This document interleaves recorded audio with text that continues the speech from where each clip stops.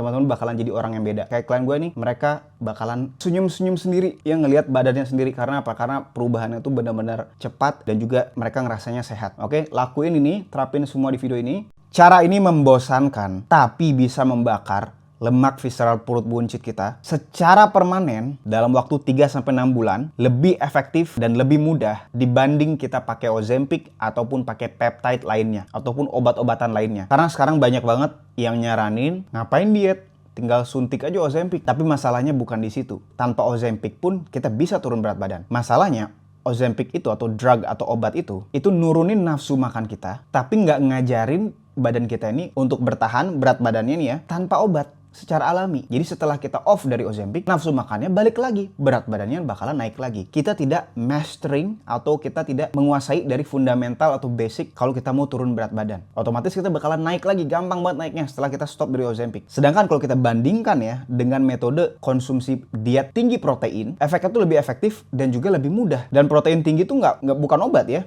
Itu makanan sehari-hari aja. Dan sebelum ada yang bilang, itu mah opini lu bang, mana studinya? Gue bakalan kasih tahu studinya atau fakta ilmiah. Teman-teman bisa lihat di layar ya. Jadi ada studi pada manusia menunjukkan bahwa makanan tinggi protein secara signifikan meningkatkan hormon GLP-1 dan peptide YY dibandingkan dengan makanan tinggi karbohidrat ataupun lemak. Dan dua hormon ini adalah pengatur utama rasa kenyang dan kontrol asupan kalori atau energi kita sehari-hari. Artinya apa? Artinya nggak pakai obat nih, tapi makanan pun itu efeknya bisa sama seperti Ozempic, yaitu menaikkan hormon. Hormon apa? Hormon GLP-1 ini. Dan protein itu terbukti kita jadi lebih kenyang, kita jadi lebih bertenaga, bikin kita jadi lebih tahan untuk diet karena makanannya enak-enak. Protein misalnya ayam, sapi, kambing, domba, ikan, telur, dan yang lainnya. Dan yang paling penting, kita menjaga otot kita saat kita berat badannya turun. Nah, kenapa penting ini kita menjaga massa otot? Karena kalau misalnya kita nggak makan protein, pakai Ozempic doang, nggak latihan beban apalagi, metabolisme kita bakalan ikutan turun. Sehingga untuk menuju kadar lemak yang ideal,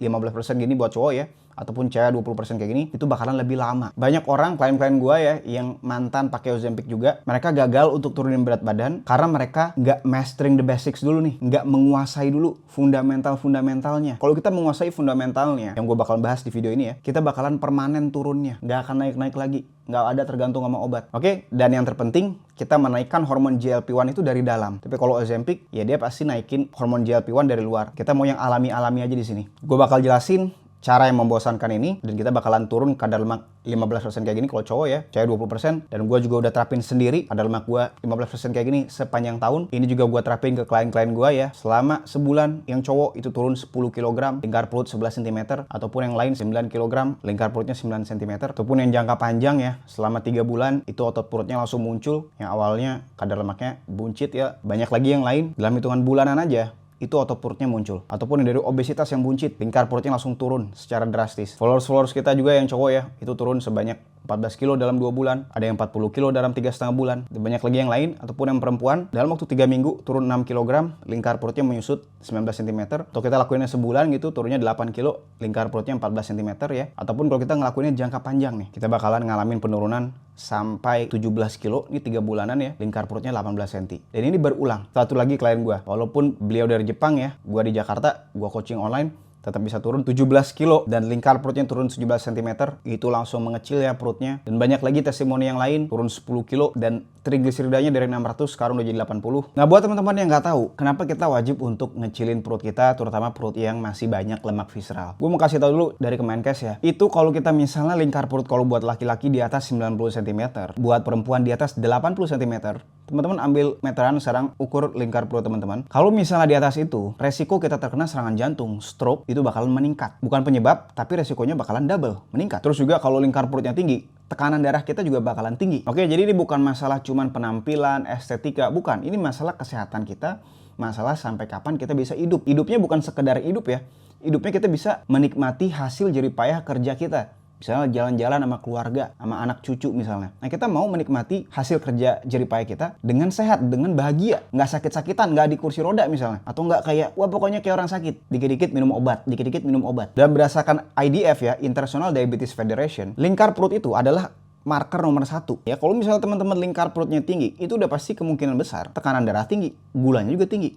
Walaupun badannya kurus, oke? Jadi video ini penting banget, ya jangan sampai kita ketemu dokter, jangan sampai Ya kita berdoa sama-sama bareng-bareng, kita berdoa semoga kita nggak ketemu dokter ya, dan kita bisa dijauhi dari dokter ya. Terutama dokter jantung, Pak. Kalau kita udah kena, wah udah punya masalah gejala jantung, ketemu dokter jantung, makin stres kita, Pak. Oke, jadi kita wajib untuk beresin sekarang selagi kita bisa ya, selagi kita masih bisa nonton video ini. Cara yang paling pertama, ini yang paling membosankan, gua udah bahas ini bertahun-tahun, yaitu adalah kita mau mengkonsumsi protein hewani terutama di setiap makanan kita, karena protein itu bukan hanya soal otot-otot doang ya, bukan. Ini untuk kita yang sibuk kerja ya, sibuk fokus nyari duit, karena protein itu bakalan membuat kita jadi tahan lapar ya, efeknya menyamai Ozempic atau bahkan lebih kalau kita proteinnya banyak, sehingga bakalan kita apa, mengontrol nafsu makan kita secara alami. Kita nggak pengen lagi makan-makan yang lain yang bikin kita gendut. Oke, jadi protein itu bakalan meningkatkan GLP-1, peptide YY tadi sesuai studi tadi, dan juga akan menekan hormon lapar kita, yaitu hormon ghrelin. Kita jadi cepet kenyangnya ya, laparnya kita bisa tahan. Target protein kita minimalnya 2 gram sampai 2,5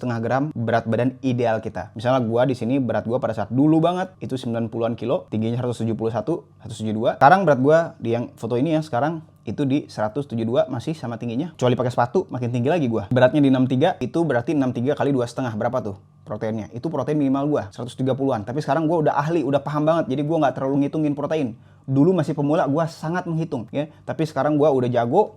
Jadi gue udah tahu nih, oke, seberapa kebutuhan protein, gue udah ngeliat, udah tahu gue. Karena bertahun-tahun gue ngelakuin hal ini. Sumber dari mana aja protein? Dari telur, dari ayam, dari ikan, dari sapi, dari kambing, dari domba, dari kuda bahkan ada ya. Cara yang kedua yang membosankan juga, yang sangat susah. Tapi kalau teman-teman ngelakuin, otak kita bakalan ke-reset ya. Otak kita yang selalu kita kasih reward atau hadiah, dopaminnya rusak. Karena kita ngasih makan-makan yang enak banget, yang gulanya naiknya tinggi banget. Sekarang kita reset. Setelah kita stop makanan ini, kita nggak pengen lagi. Tapi butuh waktu minimal seminggu ya, atau sebulan. Yang kedua caranya, stop makanan yang naikin hormon lapar. Yaitu adalah karbohidrat olahan. Contohnya apa karbohidrat olahan? Gula pasir itu karbo olahan. Tepung, ya makanan-makanan gerobak. Nasi goreng, mie instan, bakmi, pisang goreng. Pisang itu karbo, lumayan tinggi gulanya. Dicampur sama tepung, dipanasin berkali-kali. Bayangin oksidasinya. Bayangin itu bakalan naikin gulanya seberapa tinggi, Pak. Klien gue sempat makan tuh ya. Dia bandel makan pisang goreng.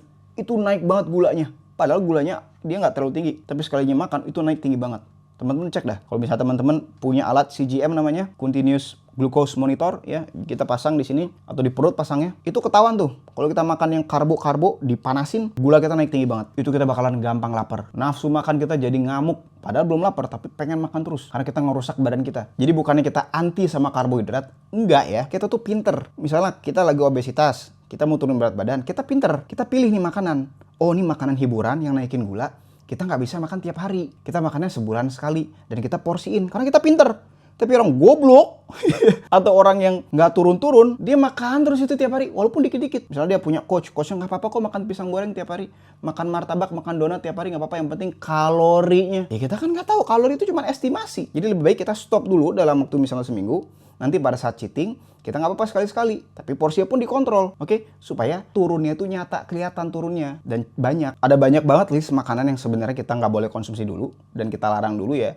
Supaya penurunannya cepat. Biasa gue kasih ke klien-klien gue. Itu lengkap listnya tuh biasanya. Sekarang nomor 3, caranya yaitu adalah ini benar-benar membosankan. Tapi ini membakar lemak secara aktif setiap hari. Yaitu jalan kaki setiap hari. Minimalnya 8.000 langkah sampai 15.000 langkah. Bukan intensitasnya tinggi ya, kayak misalnya lari, enggak sama sekali. Tapi kita mau intensitasnya rendah jalan kaki, tapi durasinya panjang. Jadi pembakaran tuh banyak. Oke, enggak misalnya lari 30 menit capek, udah lu nggak bisa, itu pembakarannya ya udah sedikit. Banyak tapi sedikit, dan itu pun dari gula sebagian besar energinya karena detak jantung kita tinggi. Karena kalau latihan yang tinggi banget intensitasnya, justru stres kita naik. Visceral fat kita nggak turun-turun. Karena visceral fat kita tuh benci banget sama stres ya, keadaan atau lingkungan tubuh kita ini kortisolnya tinggi. Hormon stresnya tinggi. Itu bakalan stay di situ tuh visceral fatnya. Tapi kalau stresnya low, rendah, itu visceral fat bakalan lebih gampang dipakai sebagai energi ya. Dan cara yang keempat, ini juga wajib dilakuin buat teman-teman ya. Ini membosankan banget, bahkan sakit-sakit badan kita di awal karena otot kita belum terbiasa. Tapi nanti kalau udah terbiasa, kita bakalan naikin massa otot kita ya. Kita bakalan jadi lebih keren, kita lebih kuat, dan metabolisme tubuh kita bakalan meningkat jauh. Yaitu kita mau latihan beban. Jadi frekuensinya 3-4 kali aja seminggu. Kita fokus ke compound movement, ya latihan yang melibatkan lebih dari satu otot. Contohnya misalnya kita latihan chest press misalnya, itu lebih dari satu otot tuh. Yang kedua, kita mau menerapkan progressive overload, jadi bebannya itu perlahan-lahan progressively naik. Jangan sama terus beratnya, tapi kita berusaha untuk naikin bebannya. Tapi jangan langsung terlalu berat, nanti kita malah cedera. Sehingga nanti kalau kita punya otot, kita bakalan naikin metabolisme kita, BMR kita, atau settingan pabrik tubuh kita bakar kalori, bakalan meningkat setiap harinya. Yang kelima, ini paling membosankan, paling susah juga, tapi ini bakalan selesai masalahnya kalau kita ngelakuin pola makan yang tinggi protein ya, yaitu kita wajib tidur yang cukup. Jadi tidur yang cukup itu adalah 7-8 jam